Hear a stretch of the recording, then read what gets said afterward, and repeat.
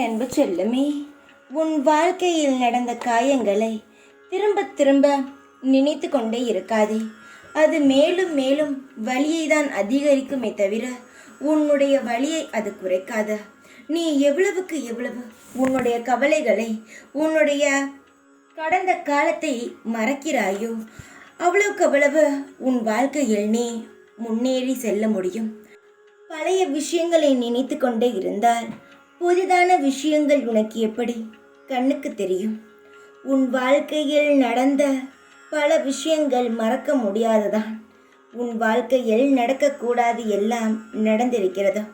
ஆனால் அதையே யோசித்து கொண்டிருந்தால் வாழ்க்கையில் அடுத்த கட்டத்திற்கு நகர்ந்து செல்லவே முடியாது.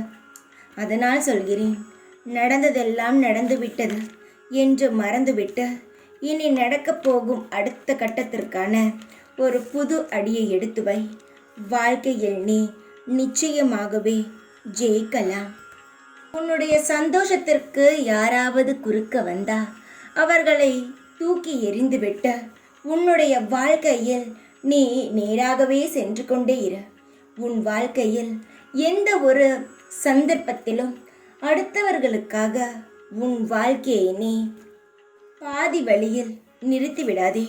உன்னுடைய பயணம் எதை நோக்கி சென்று கொண்டு இருக்கிறதோ அந்த லட்சியத்தை அடையும் வரை அதிலிருந்து நீ பின்வாங்கவே கூடாது.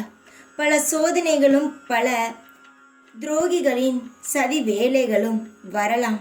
ஆனால் எதையும் பொருள்படுத்தாமல் யாராவது குறுக்க வந்தாலும் அவர்களுக்கு பதிலடி கொடுத்துவிட்டு உன்னுடைய பாதையில் நீ தொடர்ந்து சென்று கொண்டே இரு. காயங்களும் மறையும், சந்தோஷங்களும் நிலைக்கும். ஒவ்வொரு இன்பத்திற்கும் பல தடைகள் வரும். அதை கண்டு கொள்ளாமல் செல்வதுதான் நல்ல வெற்றியாளனின் வழியே. அதனால் எந்த ஒரு காயத்தையும் நினைத்து சோர்ந்து விடாதே. எல்லாம் நல்ல நிலைமைக்கு வரத்தான் இவ்வளவு சோதனைகளும். தயங்காதே. சின்ன சின்ன விஷயங்களுக்காக உன்னை நீயே குறைவாக இடை போடாதே.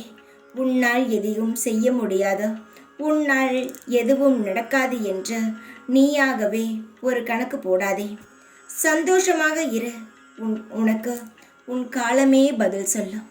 தைரியமாக இரு. உன்னுடைய வாழ்க்கை உன் கனவை நோக்கி சென்று கொண்டு இருக்கிறது. அதில் கவனம் செலுத்த நிச்சயமாக உனக்கான வெற்றி கிடைக்கும்.